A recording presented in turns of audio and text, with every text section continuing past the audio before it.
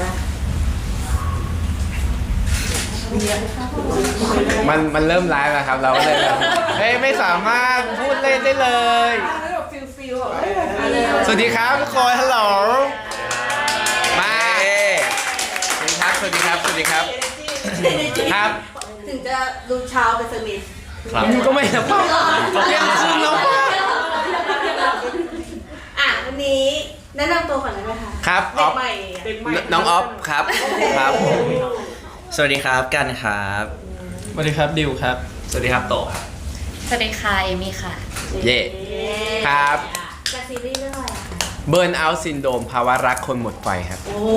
ยอ้าวนี่คือร่วมหมดไฟแล้วเหรอ เฮ้ยเดี๋ยวไอ้ชื่อเรื่องอย่างเดียวเธอมันเหมือนแบบว่าเป็นสถานการณ์ปัจจุบันที่ทุกคนแบบต้องเจอเหตุการณ์อะไรแบบนี้ แล้วก็เจอภาวะอะไรแบบนี้เยอะในช่วงนี้ครับ พอจะแบบสปอยคร่าวๆได้ไหมคะว่าเนื้อหาเป็นยังไงบทใหม่ยังไงบ้าง การอยากเล่าเลยอย่าง เอ้ นี้ ยเนี่ยมีนะเนี่ยด้วยเนี่ย ครับก็เรื่องนี้นะครับก็จะเป็นเรื่องเกี่ยวกับสมมติเปิดมาเนี่ยเราก็จะเห็นว่าจิระใครที่ดูเทรลเลอร์แล้วก็จะเห็นว่า เปิดมาเนี่ยก็จะเห็นเลยว่า เห็นออฟครับ มันน่ารักปะ ครับ แล้วกัน ก็คือจิระเนี่ยเขาก็เป็นช่วงที่เขาแบบว่าตกงานหางานทำอะไรเงี้ยแล้วก็เบิร์นเอาท์กับงานต่างๆอะไรเงี้ยครับแล้วเขาก็มีเพื่อนสนิทนะครับก็คือเอมมี่นะครับก็คือเราก็เลยไปเหมือนไปทำงานกับเขาแล้วเราก็เหมือนว่ามีภาระเยอะทั้งค่าใช้จ่ายทั้งนู่นทั้งนี้ทั้งนั้นเราก็ทำให้เขาก็เลยแนะนำเราให้เราไปรับงานกินข้าวใช่รับงานกินข้าวใช่ รับงานกินข้าว ใช่ครับแล้วเราก็สถานการณ์มันก็พาไปทำให้เราได้เจอก่อแต่ก่อนหน้าที่เราเจอก่อเขาแนะนำเราไป2ที่ก็คือให้ไปบาร์เบิร์นเอาท์ก่อนเราเจอกับพีมใช่ก่อนแล้วก็พออีกที่หนึ่งไปก็เจอคนนี้อะไรเงี้ยครับใช่แล้วเรื่องราวมันก็เกิดขึ้นอะไรเงี้ยใช่ เลือกยากไหม หมายถึง ตอนเจอคนแรกแล้วมาเจอคนต่อมา หมายถึง เลือกไหม เลือกยากไหม หรือว่าจริงๆอยากจบเรื่อง รู้ได้ยังไงอ่ะอย่ารู้สิ เอางี้ดีกว่าเลือกไม่รู้ว่าเลือกไงให้ไปดูในซีรีส์ดีกว่าเลือกยากไหม โอเค โอ้ยแต่มันแบบแซ่บมากเรื่องนี้ ครับ เปิดหัวเลย คือมันเปลี่ยนไปทุกอย่างเลยครับ เปลี่ยนไปทุกอย่าง เพราะว่าแบบพี่นุชชีเขาก็ให้โจทย์มาตั้งแต่ปีที่แล้วแล้วครับ ว่าเราต้องไปทำอะไรบ้างอะไรเงี้ยแล้วก็บอกว่าถ้าทำไม่ได้ก็เธอไม่ยากเลยเธอก็ลาออกไปเลยถ้าเธอไม่ได้อันนี้เรื่องจริง จริงเหรอพี่นุ้ย เรื่องจริงๆเรื่องจริงๆแต่ว่ามันเหมือนเป็นแรงแบบผลักดันเราไงให้เราแบบทำให้ได้ไงเพราะเขาบอกว่าเธอก็อยู่มานานแล้วถ้าเธอไม่เปลี่ยนตัวเองก็เป็นอย่างนี้อะไรอย่างเงี้ย โจทย์ที่พี่นุชชี่ให้พี่ออกมาที่รู้สึกว่าแบบมันยากอะ อือหือ คือเรื่องอะไรคะ การออกกำลังกายครับเคยทำหุ่นนะ เพราะว่าเกิดมา34ปีไม่ได้ออกเลยอะไรเงี้ยครับแล้วก็ไม่มีเลยก็เลยเพิ่งมาเริ่มทำ ไม่เป็นสายแบบเฮลตี้แบบ เพิ่งเริ่มจากที่เขาให้ทำเนี่ยแหละครับ ปีที่แล้วเหรอคะ ปีที่แล้วอ่ะได้โจทย์ครับแต่ว่ากว่าจะเริ่มทำอ่ะครึ่งปีผ่านไป ก็ใช้เวลาประมาณ 4-5 เดือน เท่าที่เห็นภาพก็เราก็ได้ ก็คุ้มค่าที่เราเหนื่อยอยู่ ได้เลย ขอบคุณมากที่ อันนี้คือพี่ที่เขาแบบเหมือนอะไรนะตั้งเลเวลเราขึ้นไปอีกจากแบบมีมาพอเรื่องนี้ปุ๊บโอ้โหอยากให้แบบพุ่งไปเลยนะคะ คือเรื่องเนี้ยด้วยความที่แอคชั่นมันไม่ได้เยอะเหมือนเรื่องที่แล้วนะเหมือน Not Me อะไรเงี้ยครับการที่คนจะอยู่กับเรื่องอ่ะมันก็ต้องด้วยบริบทหลาย ๆ อย่าง ก็ต้องเป็นตัวเราด้วยบทเองด้วยอะไรด้วยอย่างเงี้ยครับแล้วบทเรื่องเนี้ยไม่ง่ายเลยเพราะว่าคำพูดคำจาต่างๆที่พูดในเรื่องมันค่อนข้างจะซับซ้อนนิดนึงครับแล้วเป็นเรื่องเกี่ยวกับพวกคำศัพท์เฉพาะเยอะอะพวก AI พวกศิลปะหรืออะไรต่างๆเยอะครับ เกี่ยวกับวิชาชีพเรา อือฮึใช่ ฟีดแบ็กจากภาพนั้นกลับมาเป็นไงบ้างหลังจาก ฟีดแบ็กจากที่เขาออนเทเลอร์ไปใช่ไหมครับทุกคนชื่นชอบ ทุกคนบอกว่าการวางสกอร์ในเทเลอร์ดีมากครับ แล้วก็แสงสีมุมภาพต่างๆ คือมันดีมากๆ แล้วบวกกับ จริตของพี่นุชชี่ด้วยละกัน มันเลยทำให้ทุกอย่างมันดูแบบวายดีไปหมดเลย วายฝรั่งมาก มันเหมือน พวกมึงขับมาอะไรมึงพูดกันบ้างสิ ก็ทำแบบนี้อยู่ อ๋อใช่ถึงก่อนอ๋อโอเคโอเค ไม่ของคุณ โทษครับ เราไม่แย่งพูดอยู่แล้ว เบาๆมันจะได้ โอ เป็น เคโอเค ก็คือฟีดแบ็กกลับมา ดีมากครับดีมากๆดีมากๆ อ่ะแล้วน้องกันนะคะความท้าทายกับเรื่องนี้ จริง ๆ กันน่าจะโหไม่มีอะไรท้าทายแล้วนะพี่โน้ตเล่นมาหมดไม่ใช่เพราะว่ากันเล่นมาแบบเยอะมากนะ ท้าทายครับเพราะว่ากันว่าเรื่องพอเรื่องเนี้ยอย่างที่แบบวิบอกว่ามันมีเรื่องคำพูดเรื่องปกติกันก็เป็นคนพูดไม่ค่อยชัดอยู่แล้ว บางคำยิ่งศัพท์อันไหนที่มันเป็นภาษาไทยนั่นแหละ แต่ว่าคำยากๆแบบคำเช่นคำแบบคำที่มันแบบที่ปกติวันหนึ่งก็จะไม่ค่อยพูดอะคำนี้ คำที่พี่หนูชี้ ใช่ใช่คำที่พี่หนูชี้พูดอะไรเงี้ยมันจะเป็นคำที่มันไม่เข้าปากเราอะแล้วเวลาพอพูดมาแล้วเวลาพอพูดแล้วมันต้องพูดเป็นเนื้อเรื่องหรือว่าพูดอะไรเงี้ยมันก็จะยากสำหรับกัน แล้วก็อีกอย่างหนึ่งก็คือเขาอยากให้กันดูไม่เด็ก ห้ามเล่นงองแงง ต้องแบบบิชชี่ ใช่ต้องแบบเซ็กซี่ยั่วแบบเขา เขาเลยมีว่าอะไร ตายละโจทย์คือต้องยั่วแบบพี่ ยั่วแบบเขาการก็จะทำให้ดูหน่อยทำให้ดูหน่อยต้องทำยังไงยั่วแบบพี่นุชชี่เป็นยังไงอะไรอย่างเงี้ยต้องทำให้ดูก็คือใครดูเรื่องนี้เนี่ยถ้าออกไปเนี่ยไม่ใช่กันเลยคือพี่นุชชี่ล้วนกันบอกคิวล่าสุดเนี่ยที่ถ่ายกันมากันบอกว่าก็เนี่ย10 ปีผ่านไปจีระตอนโตคือพี่นุชชี่ ใช่ จริงจริงจริงเขาบอกว่านี่เธอเด็ก เธอทำไม่ได้เลยนี่มันมาเดี๋ยวฉันทำให้ดู ใช่ เธอต้อง เธอต้องทำอย่างนี้ เข้าไปอย่างนี้นะเธอต้อง ห้าม เข้าไป ทำเสียงแบบนี้ต้องมีเกสเจอร์ต่างๆ ห้ามแบบคือเรื่องเนี้ยกันว่าพอเราได้มาทำงานกับพี่โนชี่กันอย่างเช่นแบบว่าเห็นเทรลเลอร์ที่ออกไปแล้วกันไปดูแบบว่ารีแอคต่างๆอ่ะคำที่พี่โนชี่บอกให้เราทำหรือว่าพยายามให้เธอต้องทำท่านะเธอห้ามยืนคุยแล้วมันนิ่งหรือว่าให้มันต้องมีเกสเจอร์ของท่าทางต่างๆอ่ะแล้วกันเห็นคนรีแอคก็คือคนก็เห็นภาพเราที่เปลี่ยนจากอะไรพวกนี้ด้วยอะไรอย่างเงี้ยใช่กันก็รู้สึกว่ามันได้ผลจริงๆ อย่างที่พี่นุชชี่เขาวางเขาคิดไว้อะไรอย่างเงี้ย เหมือนมันมีซีนหนึ่งที่เราตะโกนใส่หน้าออฟอะ อ่าฮะ อันนี้ด้วยปะจากพี่นักคิดเลยปะ อ๋ออันนั้นคือถ้าในเรื่องจริงน่าจะรู้แล้วว่ากันไปรับงานกินข้าว แล้วเขาให้แต่งเป็นแนวพัง เราก็คือคีปคาแรคเตอร์ว่าเราต้องวากตลอดเวลา ใช่ แต่ในซีนมันจะเยอะกว่านี้เดี๋ยวต้องไปรอดูกันว่าจะเป็นไง เฮ้ยเธอ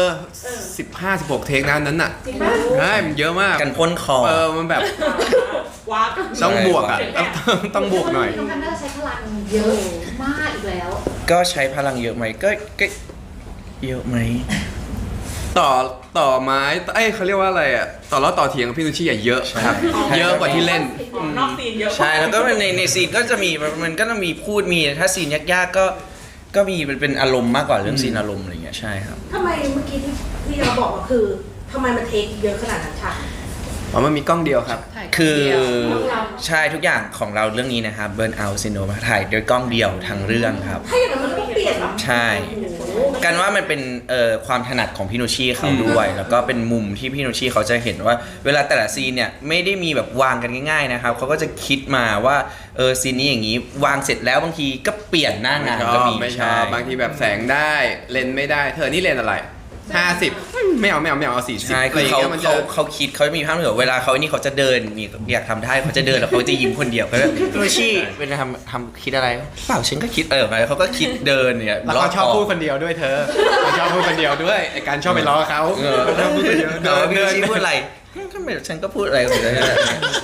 ทุกซีนอะเราต้องเล่นมากกว่า1 ครั้งทุกอันเลยปะ มากกว่า10 ครั้งเธอไม่ใช่1 ครั้ง 20อะ มากกว่า10แน่ๆต่อ1 ซีน เอางี้บทยาวๆอ่ะจากจำไม่ได้เลยอ่ะ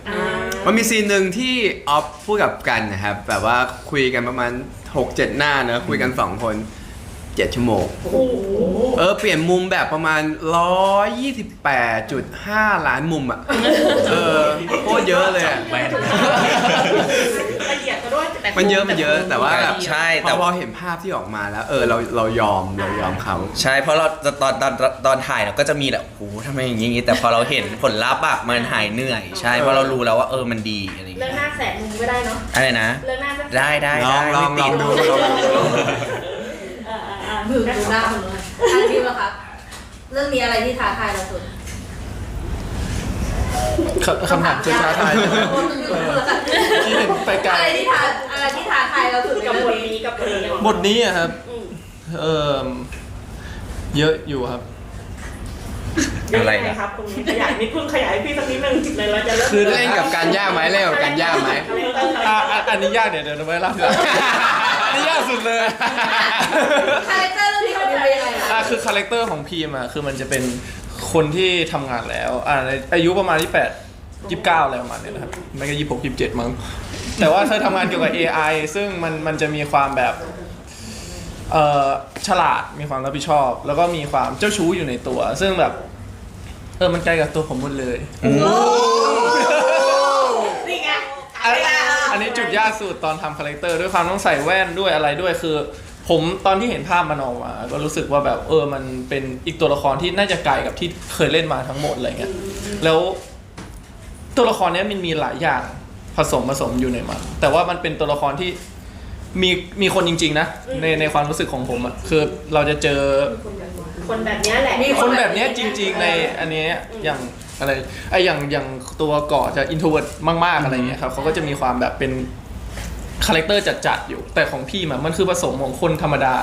หลายๆคนอยู่ผมก็ลองไปรีเสิร์ชมาว่าแบบมันมีมุมไหนบ้างมุมทำงานมันก็มีมุมที่จีบคนอื่นไปเที่ยวหรือว่าแบบคุยกับเพื่อนอะไรอย่างเงี้ยมันก็จะเป็นแบบมีมุมอื่นๆที่แบบมาผสมกันก็เลยต้องไปรีเสิร์ชมา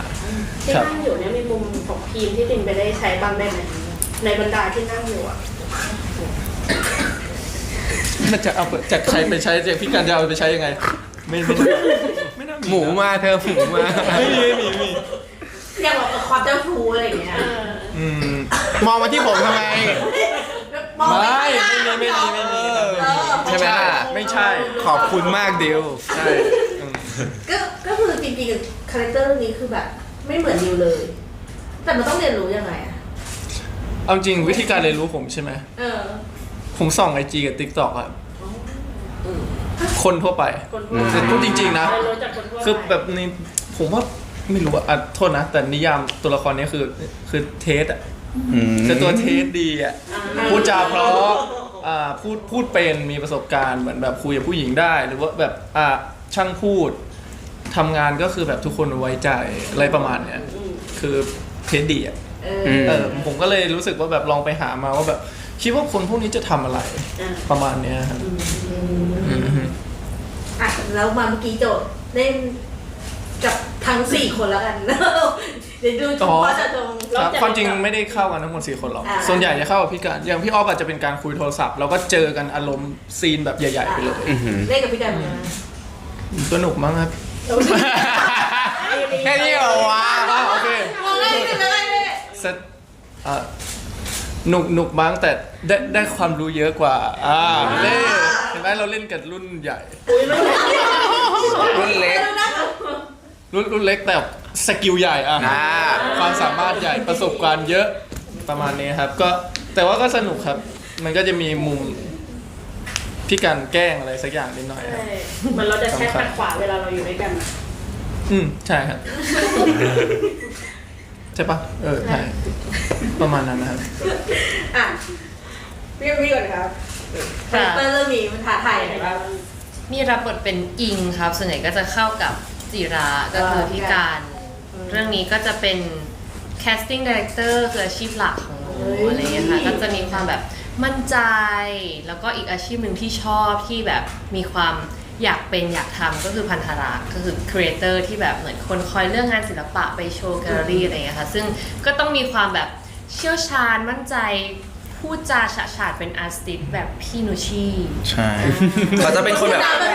คือพี่นุชี่ เขาเป็นหลายคนใช่เขาเป็นหลายคน กระจาย คือเขาแบบเขียนบท อยู่ใน ขึ้นมา ทุกคน เขามีภาพในหัวของแต่ละคนเลยว่าแต่ละคนจะเป็นยังไง เอาอะไรจากเขาไปใช้ได้บ้างอะไรแบบเนี้ย ใช่แล้วคือเอมมี่คือเขาเป็นอาร์ติสต์เขาต้องวิเคราะห์ภาพได้แล้ววันนั้นการถ่ายกับเอมมี่2 วันอะบททุกวันอะโอ้โห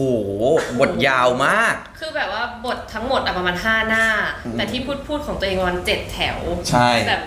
ยาวแบบยาวมากเราต้องพูดจาแบบมีความรู้เรื่อง ใช่ ศิลปะสุดๆ แบบหนูก็จะถามพี่นุชชีอันนี้ทำให้ดูหน่อยแบบพี่นุชชีลองพูดให้ดูหน่อยมันพูดยังไงอะไรเงี้ยเพราะว่ามันคือพี่นุชชีเลยที่แบบเป็นอาร์ติสต์แบบเขา แต่พี่นุชี่เขาจะมีลีลาเวลา ใช่ใช่ เขาจะมีลีลาเฉพาะตัว แล้วเขาเอาลีลานั้นให้หนูทำด้วย ใช่ ใช่เดี๋ยวต้องรอดูว่าเขาก็จะแบบว่าอาจจะทำอย่างนี้เธอทำอย่างนี้ อ๋อ มือ อารมณ์นั้น ใช่ สวยครับ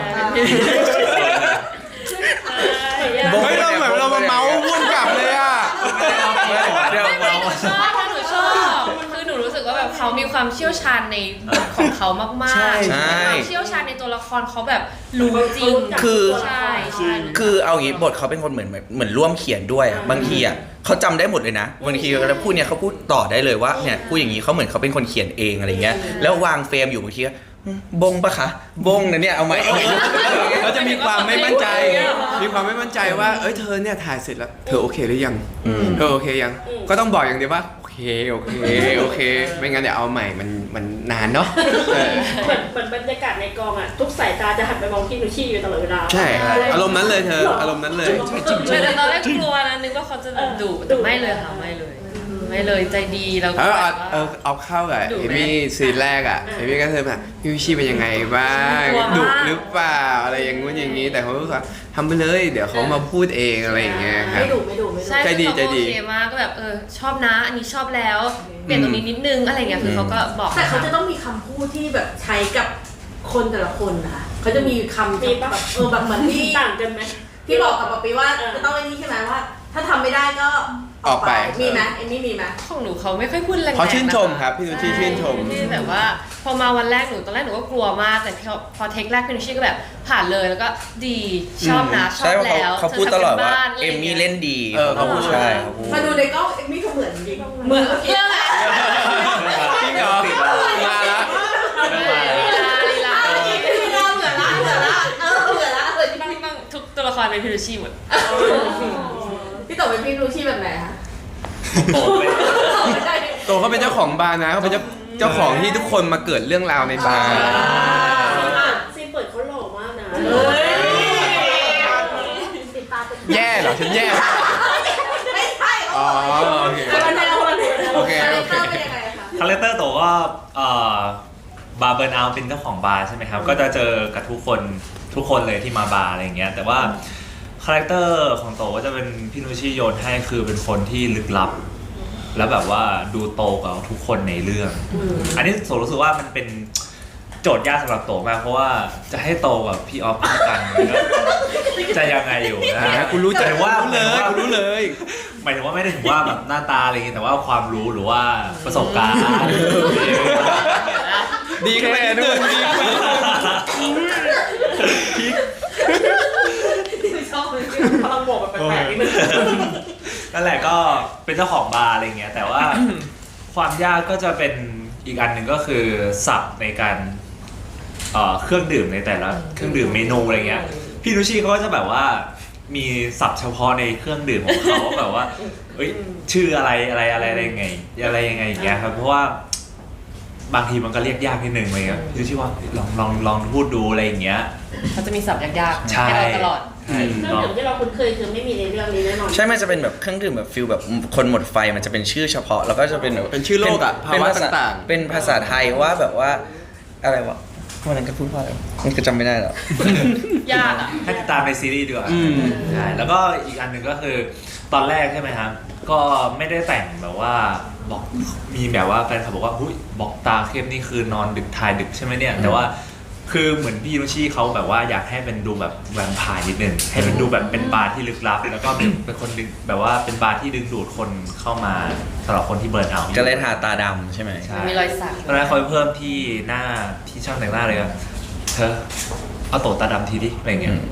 แล้วหลังจากนั้นก็ไม่เคยได้ตาอันนี้ ไม่ได้ อย่าง นั่นแห ที่ ละครับ บอกว่าจะเจอทุกคนเลยใช่ไหมคะ เจอทุกคนครับ ใครเหมือนพี่นุชชี่สุดครับ แล้วตัวพี่กันว่า ก็เป็นอีกกันแล้วแหละเพราะผมรู้สึกว่ามันน่าจะแบบ เจอบีฟเยอะสุดละ ใช่ เจอพี่นุชชี่บีฟเยอะที่สุดละ แต่พี่กันก็จะเจอบ่อยหน่อยในบาร์เจอบ่อยยังไงก็ต้องติดตาม ไปรับงานบ่อย ใช่ ร้อนเงิน ใครมาเจอกันครั้งแรกมั้งดิวกับพี่การกับพี่ออฟเจอครั้งแรกมั้ง ครั้งแรก ใช่ ร่วมงานใช่ไหม กันเคย อันนี้ลิฟเดย์เขาเจอกัน โฮมสปีด ครั้งแรก แต่อย่างคนอื่นเจอครั้งแรกหมดเลย เอมมี่กันเคยเจอ นี่หนู ใช่ เจอกับพี่ เอ้ยไม่เคยเจอ บ่อย แต่โตครั้งแรก ครั้งแรกหมดแล้ว ครั้งแรก โตครั้งแรก ครั้งแรก ครับ เป็นไงบ้างเอมมี่พี่ออฟเป็นไงบ้างคะเสาหลัก หนูอะไม่ค่อยได้เข้าซีนกับพี่ออฟเลย น้อยมากเธอ เล่น เรื่องที่แล้วเล่นด้วยกัน เรื่องก็ ไม่ค่อยได้เข้าครับ เล่นมา3 เรื่องแล้วกับพี่ออฟอะ แต่ว่าเจอเรื่องละซีน ใช่ น้อยมาก มากเลยเหรอ ๆ ใช่ครับ ไม่ค่อยได้เจอกันเลยส่วนใหญ่เนี่ยจะได้เข้ากับพี่กันบ่อย อ่ะแล้วงั้นกันเนี่ย เฮ้ยพี่กันน่ารักค่ะพี่กันเป็นคนตลก บ้าครับ พี่การเป็นคนแบบชิลๆมากแบบว่า คือเรื่องเนี้ยพอมันถ่ายกล้องเดียวใช่ไหมคะพอเรารับหน้าเราอะไรอย่างเงี้ยเราก็ต้องต่อบทกันกับพี่กันอะไรเงี้ยพี่กันก็ชอบแอบขำอะแบบถูกแบบว่าแบบบทแบบ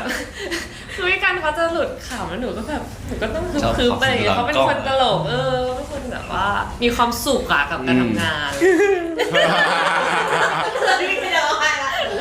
ใช่ใช่ ใช่เป็นคนมีความสุขมากหนูต้องแบบบางทีหนูต้องเล่นแล้วหนูก็ต้องไม่มองหน้าพี่กันทำเป็นมองที่อื่นไปอะไรอย่างเงี้ยแต่พี่กันก็ยังคอยส่งบทให้ตลอด มันดีไม่ดีไม่ดี ใช่ แต่เขาเป็นแบบ เขาเป็นนักแสดงมากความสามารถอะเขาเลิศสอนเลย ใช่อุ้ย ไม่เอางี้เอมมี่เขาเป็นคนเก่งครับเขาเก่งอยู่แล้วเราเอาจริง ๆ เรื่องเนี้ยทุกคนเหมือนแบบว่ากันว่าถ้าสมมติว่าฟังพี่นุชชี่หรือว่าลองทุกคนทำได้ก็น่าจะแบบว่าทำได้กันหมดเลยใช่ มันก็จริงๆถ่ายกล้องเดียวแต่ก็นึกว่าจะแบบนานกว่านี้เนาะบางทีก็เลิกกองก่อนเวลาเนาะ แต่วันที่เอมมี่มาเร็วมาก2 วันมาเร็ว เพราะว่าเขาเก่ง เลิกกองก่อนเวลา ใช่ แล้วยิ่งเอมี่อยู่กับกันนะเลิกเร็วเลย แต่ว่ามีผมนะโอ้โหจะเป็นแม่งเอ้ เวลาเลิกเร็วจริง เธอต้องทำอย่างนี้เธออย่างเงี้ย เพราะว่าเขาโฟกัสไง เออ เป็นตัวที่ต้องนำเรื่อง คือพี่อยากให้พี่ออฟอยู่ด้วยกันนะ หรอ แต่ก็ดีครับเหมือนแบบเขาก็เคี่ยวเข็นเราอะให้ทำให้แบบดีที่สุดในสายตาเขาว่าเขามองมาเป็นแบบเนี้ย พี่โตคือเรื่องแรกที่เจอ ใช่ครับ ทุกคนเลยเป็นไงบ้างคะ ก็ ได้ยินเสียงลือเสียงเล่าอ้างของคนมาเป็นไงบ้าง ดีครับผมดีทุกคนแบบว่า ดีทุกคน ผมอยากร่วมงานกับทุกคนมานานแล้วครับเพราะว่าทุกคนก็มีความสามารถสูงมาก โอ้ย แสดงผมติดตาม ขอบคุณครับ พี่ออกกับพี่กันมาตั้งแต่เด็กๆเลย โอ้ยพี่แจ๊ค ไม่ ตบปากมัน ไม่โตบอกได้ไงว่าทุกคนมีความสามารถจำซีนที่บาร์ได้ไหมที่ซีนที่เราดึกๆแล้วมีเอเจด้วยที่เราขับกันเบอร์เลย ต้องมีเจไปคนนะมีเจนี่ตัวจี เจตัวจี แล้ววันนั้นขำกันจริงๆอ่ะเหมือนแบบเขาจริงจังกันอยู่แต่กันขำกันทนไม่ไหวอ่ะ คือ AJ จะเป็นคนเดียวในเรื่องนี้เลยครับที่พยายามมาปรับมูดให้กับซีรีส์เรื่องนี้ให้มันดูแบบคอมเมดี้ขึ้นมีความสนุกมากขึ้นอะไรเงี้ยครับเพราะว่าทุกคนแต่ละคนจะมีแบบอะไรก็แล้วแต่อยู่ภายใต้จิตใจทั้งหมดเลยทั้ง เขาเป็น 5 คน ดรา นี้ ม่านะ อ๋อมีเหรอ ใช่เดี๋ยวเขามาแคสงานกับหนูดราม่ากับคนนี้ อ๋ออันนี้ผมไม่รู้ผมไม่เจอ โอ้ยหนูเห็นแล้วแบบ เขาปาขวดน้ำโหดมากเลย แต่ว่าจังหวะที่เขาเจอผมอะ มันไม่ใช่ขวดน้ำอย่างเดียวนะครับ ใช่ไม่ใช่ขวด ใช่ ดราม่าแบบหนูดูแล้วแบบโหน้ำตาไหลเลยอะเขาเล่นดีมากเลย คือเรื่องนี้มันขมขนาดนั้นเลย ค่อนข้างเธอค่อนข้าง จริงเหรอ ใช่ลาบขม มวนมันแบบมวนมันพูดไม่ถูกเนาะ ใช่มันหลายอย่าง มันแบบอึนๆ เธอมันเป็นแบบ เรียกว่าอะไรอ่ะต้องคอยดูดีกว่าฉันก็ไม่รู้เหมือนกัน คือเข้ากองไปต้องปรับโหมดไหมเวลาเข้าฉากไปอะหลังกล้องกับหน้า หนู กล้อง ก็เล่นกันอะพยายามแบบว่าชิวๆแบบว่าห้องแต่งตัวอย่างเงี้ยกันก็จะเปิดเพลงฟังพอนุชชี่เข้ามาเนี่ยช่างต้องรีบปิดนะคะ ใช่ เพราะว่าพี่นุชชี่จะพูดว่าไม่ได้ นักแสดงไม่มีสมาธิ นักแสดงไม่มีอะไรแต่นักแสดงจริงๆแล้วอยากฟัง ตัวเปิดนักแสดงแม่งตัวเปิด คือมวลของนักแสดงคืออยากที่จะแบบว่าไอ้นี่ซะหน่อย ใช่ คือแบบเธอเวลาอยู่ในซีรีส์อยู่ตอนอยู่ในซีนมันก็เครียดเนาะเราก็เลยอยากแบบออกมาคัดปุ๊บเราก็อยากผ่อนคลายหน่อยให้มันแบบมีความสุขนิดนึงขออะไรในสิ่งฟังในสิ่งที่ชอบหน่อยอะไรอย่างเงี้ยแต่น้อยแต่เราได้ทำน้อยพอแป๊บเดียวเราก็ได้เข้าไปอีกแล้วแป๊บเดียว เพราะพี่นุชชี่เขาชอบมานั่งถึงห้องแต่งหน้าเลย แล้วก็แบบว่าอ่านบทหรือยังอ่านบทหรือยังอ่านบทหรือยังเธออ่านบทหรือยัง บทมัน เธออ่านบทหรือยัง ยาวมาก จริงๆอ่ะเราไม่ต้องเมาเรื่องซีรีส์หรอก เราพี่นุชชี่ เราไม่ เอาจริงๆนะปกติไปกองอ่ะไปกองอื่นที่กันเล่นเรื่องอื่นกันไม่ค่อยพูดเกี่ยวกับเรื่องพุ่มกับเยอะขนาดนี้เลยใช่แต่พี่นุช แต่ก็ ชี่ ต้องให้เครดิตเขาเลยเรื่องนี้เป็นเขาลุ้น แต่ว่าคือเราเคยทำงานด้วยกันกับพี่ลูชี่มาแล้วนี่ ใช่ จากน็อตมี เป็นไงต่างกันปะ ไม่ต่างเลย ๆนะ แต่ก็ว่าด้วยกันว่า เขาละเอียดขึ้นนะเรื่องเนี้ย ละเอียดแต่ว่าการว่าที่ การดุอะน้อยลงมากแต่น็อตมีดุมากตอนน็อตมีดุ ใช่ มาก อย่างพี่กันบอกว่าเขาดุมากเลย ใช่ตอนน็อตมีดุกันว่าเพราะว่ามันเป็นแอคชั่นมันร้อนสถานที่มันแบบไอ้นู่นอันนี้ยังแบบสบายมากกว่าอะไรเงี้ยแต่ตอนนั้นดุอะดูแบบเครียดกว่าเนี้ย ดิว น่าถือว่าดุปะ ไม่นะครับ ไม่นะครับเขาจะ อุ้ยเขาไม่ ไม่ใช่ ไม่ ไม่ถึงอะไรนะ เห็นปะ เขาดุกับเรามากกว่าเรา ไม่ดุครับ จริง เอ้ย แต่ ไม่ดุเขาไม่ได้ดุเขาไม่ แต่ ดุ เขาดูเหมือนพี่เขาดูสนุกกับการกำกับอ่ะเขาดูฟิตอะประมาณนั้นนะก็จะไม่ได้ดุอะไรครับไม่ไม่ได้ดุ เสียงเวลาคุยกับดิวเป็นไง อะไรนะครับ เสียงเขาเวลาคุยกับเราคุย เธอเขาทำอย่างนี้เขาจะเข้ามาเธอยังไงคะวันนี้ ใช่โอเคใช่ ยังไงบ้าง พี่ คะ เชียเข้ามาห้องแต่งตัว พูดแล้วก็ได้ ยังไงครับวันนี้ เป็นไงบ้างแล้ว อะไรอย่างเงี้ยครับยังไงครับวันนี้เราก็จะพูดอะไรนะเหมือนคาแรคเตอร์ที่จะเล่นวันนั้น อืม แบบยังไงคะหนุ่มเจ้าน้ำตา ใช่ ยังไงคะหนุ่มเจ้าชู้ หนุ่มเจ้า เพราะว่าเขารู้ว่าวันนี้จะเล่นเป็นแบบเวลาอะไรอย่างเงี้ยครับไม่ค่อยดู อะไรนะซึนเชื่องช้าอะไรอย่างเงี้ยนะเขาจะพูด พี่ออฟต้องทำท่าแบบ เรา พี่ เสร็จเยอะแบบ ไม่ได้เวลาพูดกับดิวหน่อยอยากรู้ว่าแบบสไตล์ที่เขาพูดกับดิวเป็นยังไง เนี่ยเขาก็จะพูดประมาณนั้นแหละ ผมจำได้แต่เวลาพี่นนท์ชีพูดกับพี่กัน อ่ะพี่ดิวทำเลย โทษนะแต่จำได้ติดตาเลยเวลาแบบบีพี่กันเขาจะพูดไดอะล็อกแล้วเขาบอกเนี่ยเธอพูดอย่างนี้สวยๆหลายรอบมากจนผมสังเกตนะทางหลังๆผมจะติดคำพูดว่าสวยๆเลิศสวยๆเลิศอะไรอย่างเงี้ยเลิศคือเหมือนทำมุสายทีนี้ผ่านผมจะติดพูดขึ้นมาเองเพราะมันติดมาจากพี่โนชี่จริงๆนะนี่ก็พูดกับพี่กันสวยๆแล้วจนมันเริ่มติดออกจากชีวิตจริงละพูดจริงนะ คือเราไปฟังที่เขาพูดกับพี่การ ใช่เพราะว่าบางทีผมเล่นกับพี่กันแล้วพี่พอพี่โนชี่บีพี่กันจะมีคำนี้สวย สวย มีผลในการเวลาที่เขาบอกสวยๆ ไม่เราก็เอาจริงๆเราก็พยายามทำตามเขาให้ได้มากที่สุดเพราะว่าถ้าสมมติไม่เราไม่เล่นแบบที่เขาต้องการเราก็ไม่ผ่านเลย ใช่ใช่ จริงเพราะว่าไม่งั้นมันนานมากจริงๆ ถ้าสมมติเราไม่เรายังไงเราก็ต้องทำตามเขาอยู่แล้วเพราะเขามีภาพรวมทั้งหมดว่าเขาอยากให้เรื่องนี้มันเป็นแบบนี้เราก็ต้องฟังเขาอะไรอย่างเงี้ยครับมันก็มีผลถ้าเราลืมเล่นเป็นเราบ้างเขาก็ไม่เอา น่ารักเกิน ไม่ได้อยากเล่นแบบนี้กันใช่อยากเล่น ในเทเลอร์การก็คือเปลี่ยนจริงๆนะ อ่าฮะ ที่ความแบบคนสวยจริงอะอะไร ติดปีเวอร์ ใช่ไหม เดี๋ยวมียิ่งกว่านี้อีก เอางี้พี่อยากรู้ เมื่อกี้อะไรนะ สวยแล้วอะไรเลิศ เลิศ เลิศแซ่บอันไหนมากกว่ากัน3 เอาจริงๆแล้วอยู่กับ2คนเนี้ยมันจะไม่เหมือนกัน ใช่ อายุกับดิวจะต้องเป็นแบบไหน อยู่อันนี้เราจะแบบ Character ในคาแรคเตอร์นะครับ เราก็จะพยายามแบบว่าเหมือนแบบพยายามแบบเหมือนแบบ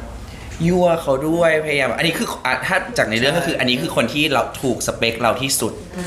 แบบนี้เลยอย่างนี้เลยคุยกันรู้เรื่องนู่นนี่นั่น แต่คนเนี้ยร้ายกับเรามาก แต่เราชอบวิ่งไปหาเขาทำไมก็ไม่รู้มันเหมือนมันปลุกอะไรเราบางอย่างข้างในอะไรอย่างเงี้ยใช่แต่อยู่กับเขาเราก็จะโดนเขาแบบกดตลอดนู่นนี่นั่นเราก็จะไม่เหมือนกับอยู่กับคนนี้อยู่กับคนนี้เราจะเป็นอีกฟิล ดิวต้องยั่วแล้วกับนี่อ่ะ กันนี้เดี๋ยวเขาจะ ยั่ว เดี๋ยวเขาจะยั่วใช่ ใช่เป็นยั่วเอง ยั่วเอง ก็คือคาแรคเตอร์เวลาเจอก็คือ ใช่มันก็จะไม่เหมือนกันเวลาอยู่กับ2คนนี้อะไรเงี้ย หลายคนเรื่องนี้คือน้องการห้ามแบบน่ารักมุกมิกกุ๊กกิ๊ก ใช่ห้ามน่ารัก ห้ามเลย ใช่ มาแซ่บสวยอย่าง ใช่ต้องแซ่บๆแบบฉัน แบบฉัน คนพูดถึงบนเวทีตอนนั้นที่น้องกันแบบเซ็กซี่มากเลเวลถึงขนาดนั้นไหม ขอดิวจัดงานเลย เซ็กเซ็กซี่ เขาถามว่า Can you marry me ดีพี่ดิวคอมเมนต์ทางบ้าน ตอนนี้เหรอ ในไลน์เขาขอแต่งงาน ตอนนี้ไลฟ์อยู่ ครับ ครับ อ่ะเพราะว่าแบบคนเห็นแบบในภาพในคอนตอนนั้นแบบโอ้ว่าเซ็กซี่แล้ว เซ็กซี่ครับเรื่องนี้ แล้ว เซ็ก คือ ซี่ ในเรื่องคือเซ็กซี่กว่าหรือ กันว่าด้วยการถ่ายทำทุกอย่างด้วยภาพของมิวชี่มันก็จะทำให้เราเห็นว่ามันแบบว่ามันเซ็กซี่มันอาจจะเป็นแบบว่าด้วยมุมของเขา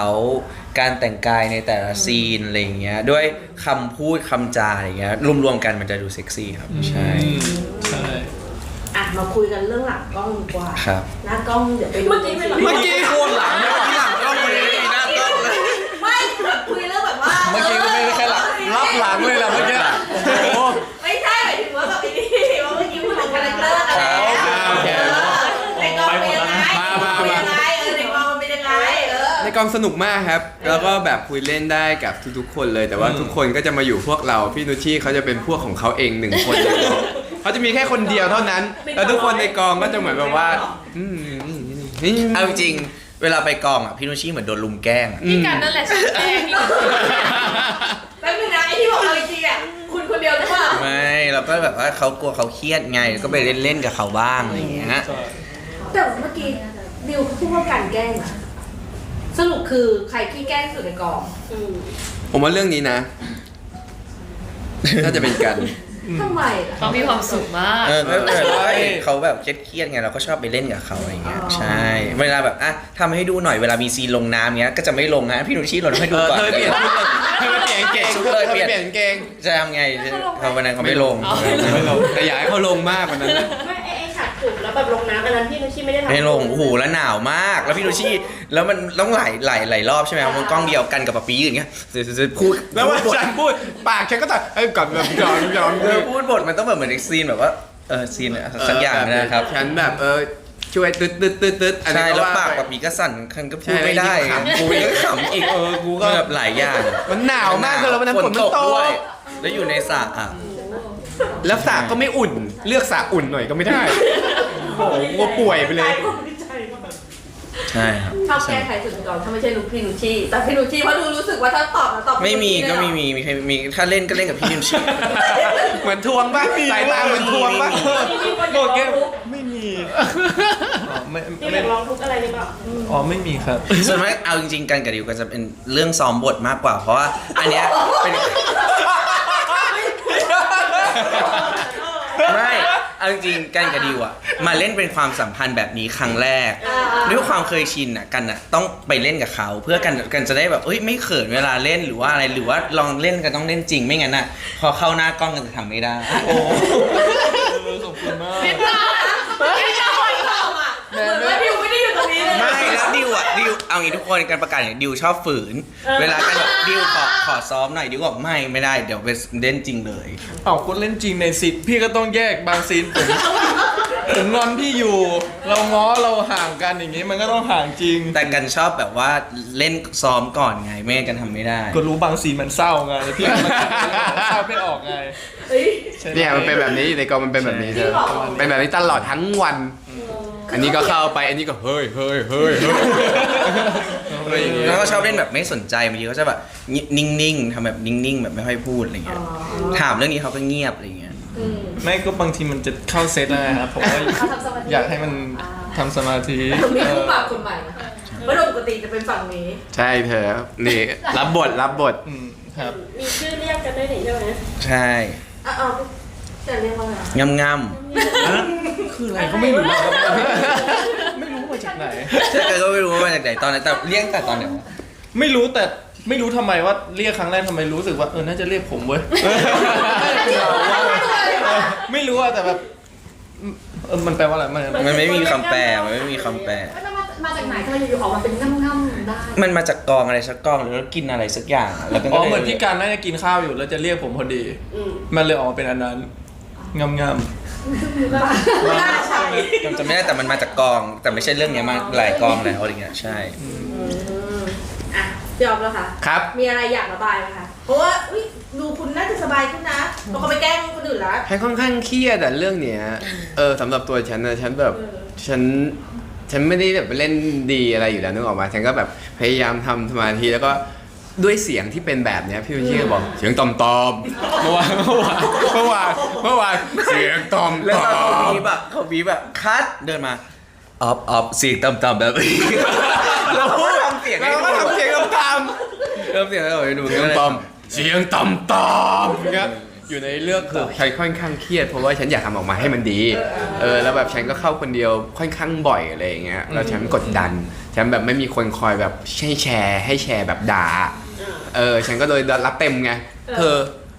บงค่ะอย่างเงี้ยบงค่ะอะไรอย่างเงี้ยก็จะ แล้ว แบบ ก็วิธีการพูด เล่นอะไรกันคะอย่างเงี้ยใช่มีคำนี้ด้วย กับพี่ออฟคือไม่ละมุนละม่อมเลยเหรอ เขาจะไม่ค่อยใจดีกับฉัน เพราะฉันเหมือนแบบว่า ไม่รู้ว่าหน้าตาฉันมันโหดร้ายมั้งฉันก็เขาก็เลยแบบพยายามทำให้มันให้ฉัน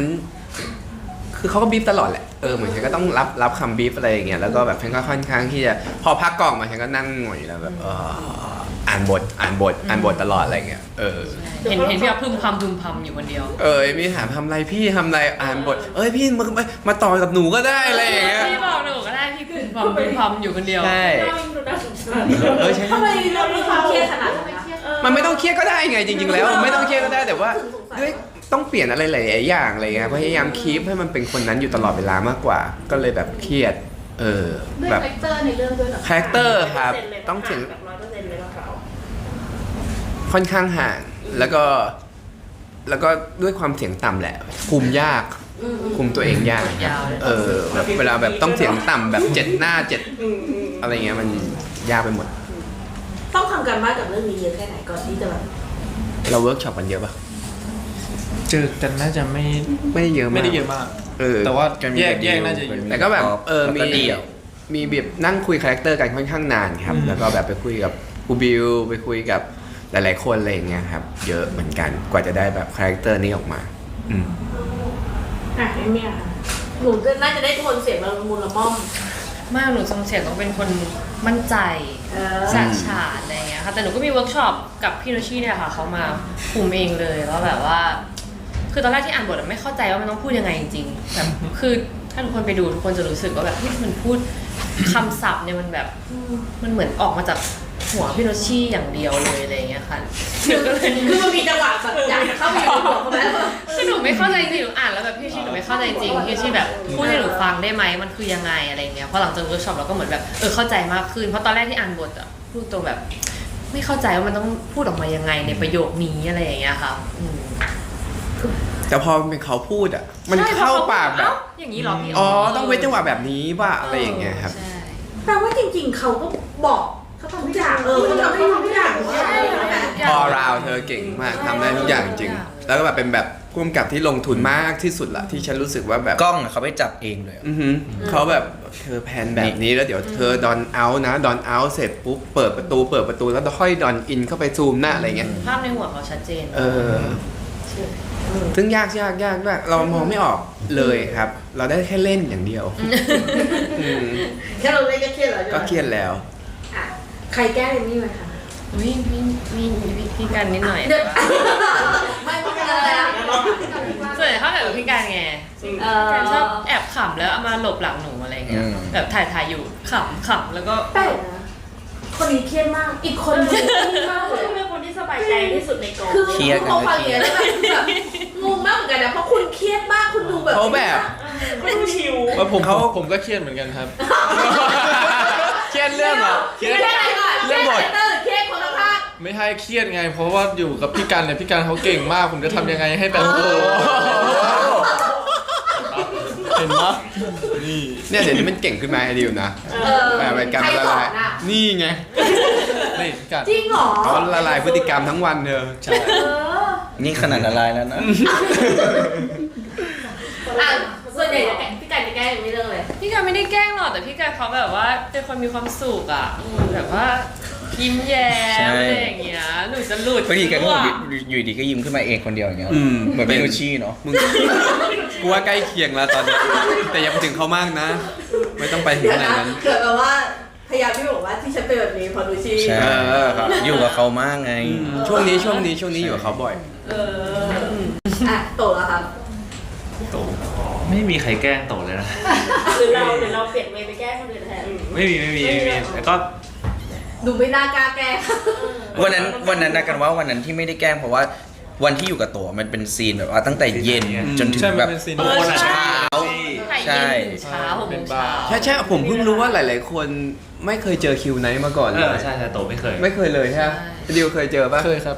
เนี่ยแต่ว่าของคนนี้ไม่เคยเจอคิวไนท์ผมบอกเมื่อไหร่ฟ้าสว่างว่าอะไรอย่างเงี้ยจริง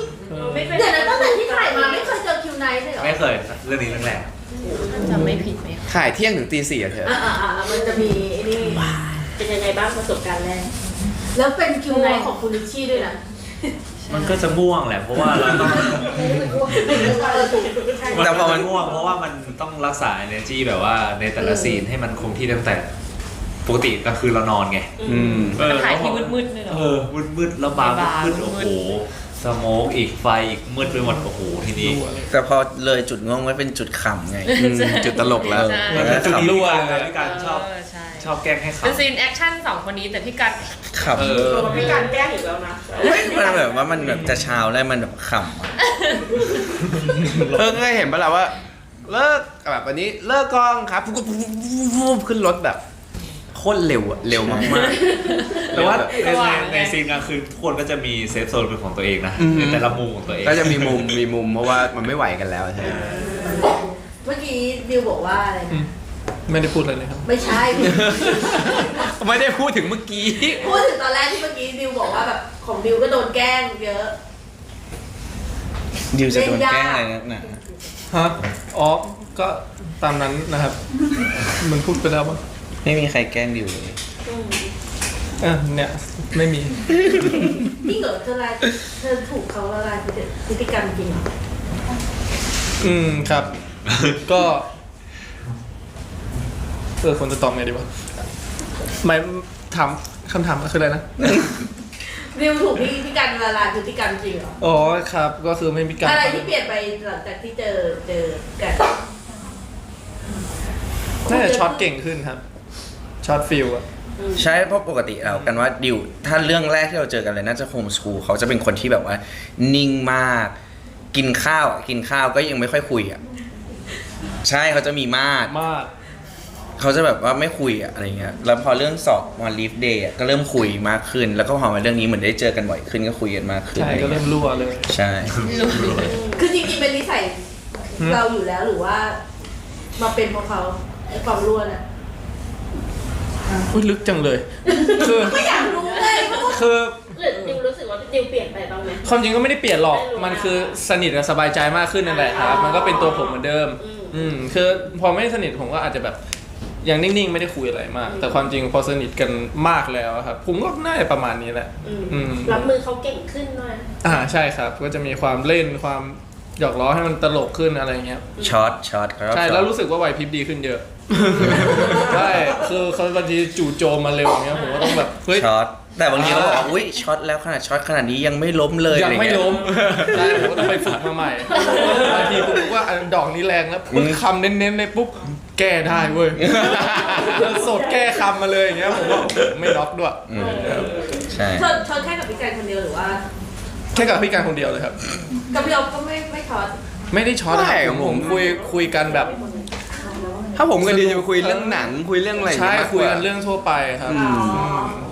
กับคนอื่นกับไม่เป็นแค่การที่เรื่องช็อต ครับ ทำไมอะ จะถอนหายใจ ผมก็ไม่เคยมานั่งวิเคราะห์เหมือนกันนะเดี๋ยวเราให้คิดดู ว่าทำไม เรื่อง ท้า ถาม ทาย ที่ เขาขนาดนั้นนะ เห็นปะมันเปลี่ยน เป็นแบบ มีคนชอบ ขอโทษแยกไป มันก็คนมันเป็นแบบเคมีใหม่ๆมั้งครับไม่เคยเจอคนแบบพี่กัน ยังหนีว่ะ ไหวพริบดี เวลาการใครว่าออฟออฟกัน มีการด้วย เวลาเราสองคนเข้าด้วยกันเป็นไงบ้างเพราะว่าเราจะรู้มุมว่าแบบการเข้ากับออฟเป็นไงดิวเข้ากับกันยังไงแล้วสองคนปะทะกันยังไง ผมกับพี่ออฟใช่ไหมครับ ใช่ ก็เทคู่เลย ก็ไปหล่อเลย ใช่เพราะ จะเป็น พี่ ท การ รงแบบไม่ค่อยยอมกัน ารัไง เป็นทรงมาแล้วเราแบบเป็นเพื่อนกันมาตั้งแต่ตอนเด็กๆอะไรเงี้ย ใช่ ในเรื่องแล้วก็เหมือนแบบโตมาด้วยกัน ก็เลยแบบมันมีทรงกันทั้งคู่ไม่ยอมกันละกันเลย อ๋อคือในเส้นเรื่องคือรู้จักกันมาก่อนด้วย ใช่ ใช่ ครับ ครับ ตั้งแต่เด็กเลยครับ คือเป็นเพื่อนกันเลย เป็นเพื่อนกันแล้วเลย ใช่ ใช่เป็นเพื่อนกันมานานมาก ตั้งแต่แบบตอนเด็กๆ ครับ ไม่แต่ว่าชีวิตจริงเราแบบเป็นน้องเขาอย่างเงี้ยตอนที่เข้าเราต้องแบบทำยังไงให้เราแบบเท่าเขาบ้าง อ๋อทำเหมือนกันครับ เพราะว่าคือด้วยความเป็นเพื่อนมันก็อายุเท่ากันไงครับคือผมต้องทำยังไงก็ตั้งแต่ตอนเล่นก่อนเล่นเลยก่อนคือรู้ว่าจะเจอพี่ออฟใช่ไหมยังไม่ต้องเวิร์กช็อปเจอก็ได้ แต่ว่าหน้าที่ที่ผมต้องรู้คือผมเด็กสุดอะไรเงี้ยต้องทำยังไงก็ได้ให้ดูผู้ใหญ่ให้เท่าพี่เขาในเรื่องเพราะว่าเขาต้องเชื่อว่าเป็นเพื่อนกันด้วยทำธุรกิจร่วมกันมาคือเราก็ คาแรคเตอร์ในเรื่องมันคือเป็นผู้ใหญ่ทั้งคู่ที่แบบรับผิดชอบกันได้ แล้วผมก็คือสวยแล้วไง จะทำยังไงให้แบบพูดยังไงแสดงไงให้อย่างน้อยคนรู้สึกว่าเนี่ยผู้ชายคนนี้รับผิดชอบผู้ชายคนนี้แบบดูแลคนอื่นได้ทำธุรกิจได้อันเนี้ยต้องทำจริง ๆครับ เรื่องพูดก็เหมือนกันครับเยอะเหมือนกันครับ เมื่อกี้เขาทำเสียงรอทำไมเราอยากรู้ เสียงพี่ดูชี่นะดี อ๋อ ใช่ วันเดี๋ยวนะ วันเฟิร์สพีพีที่มาปะ มาครับ น่าจะมาครับ เอ้ย มา เราอยากให้ไปอยู่ รอดูชุดเขาได้เลย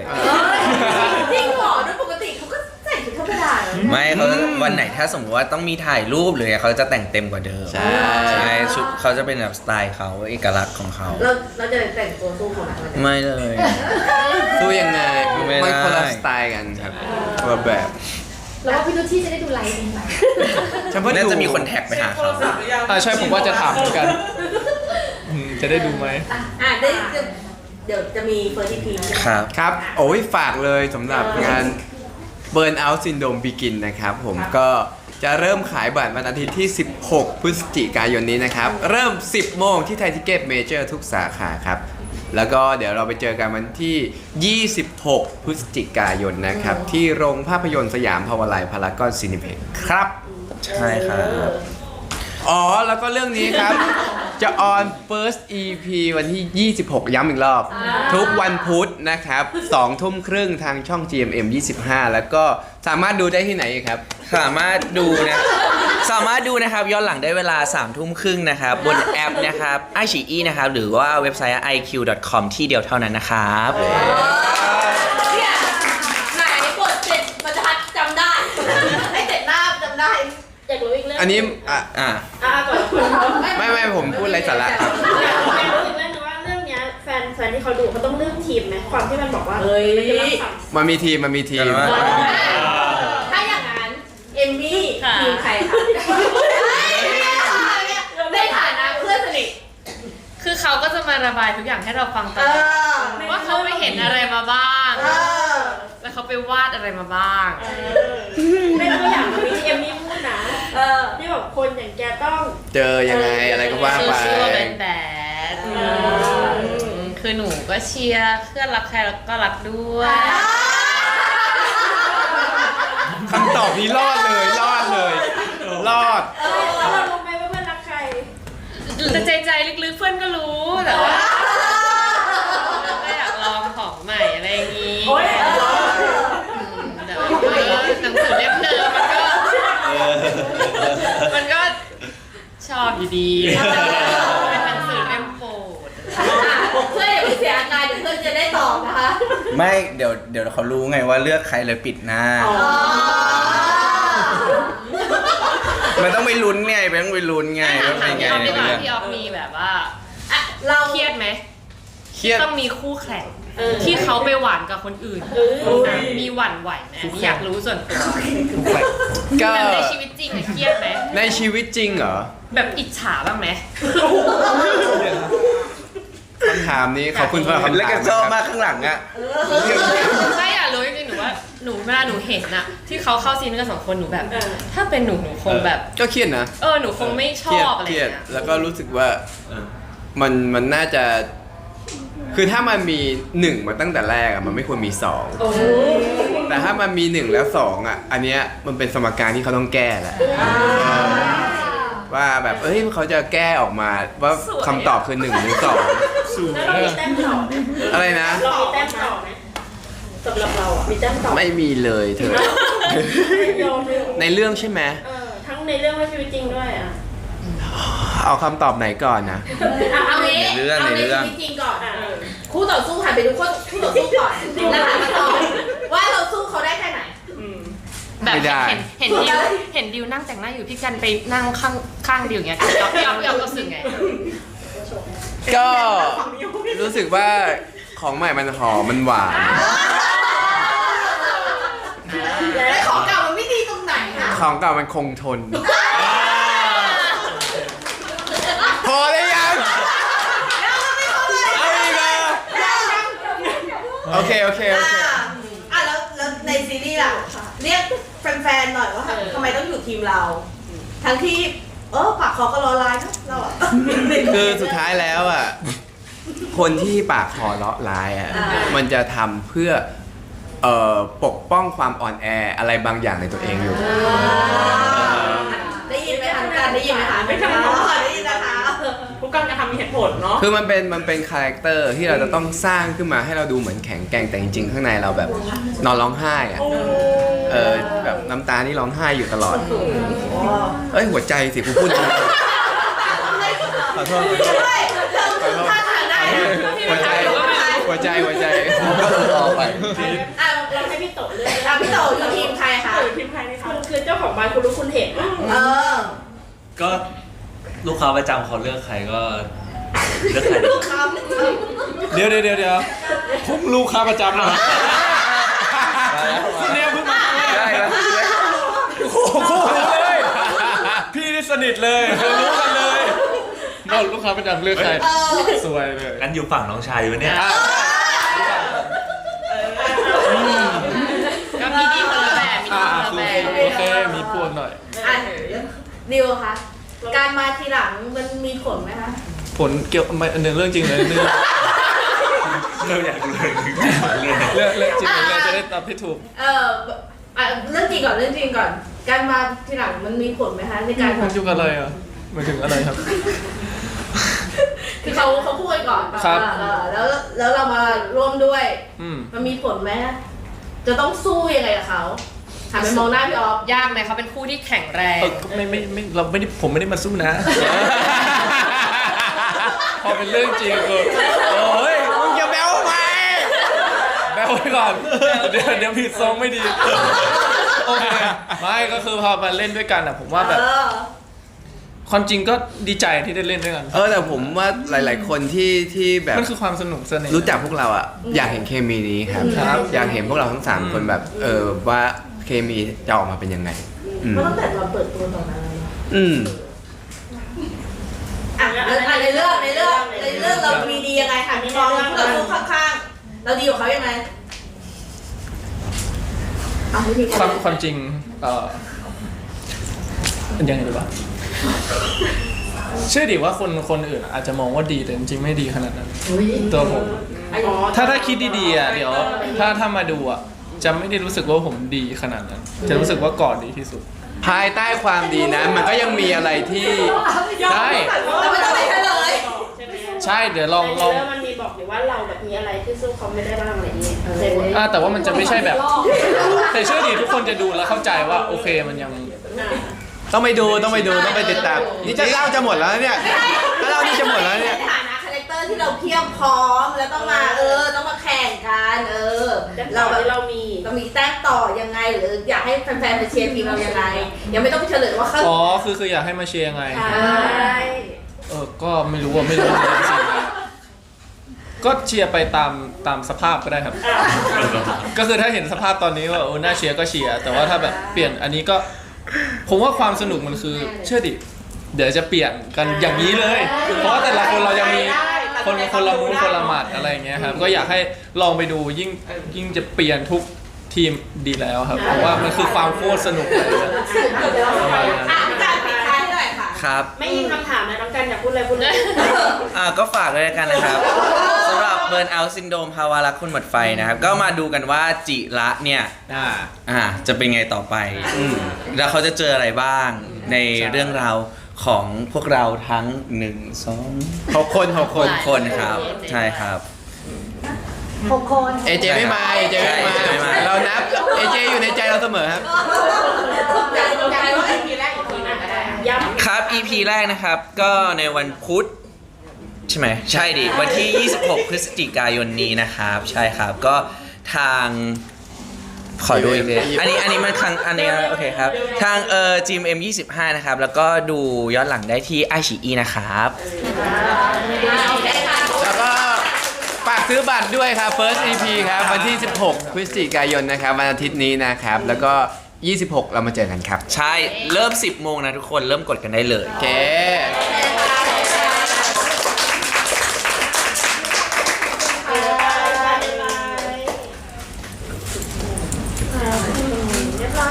ขอบคุณครับ ขอบคุณครับ ขอข้องน้ำได้ไหมขอถ่ายรูปใช่ไหมครับ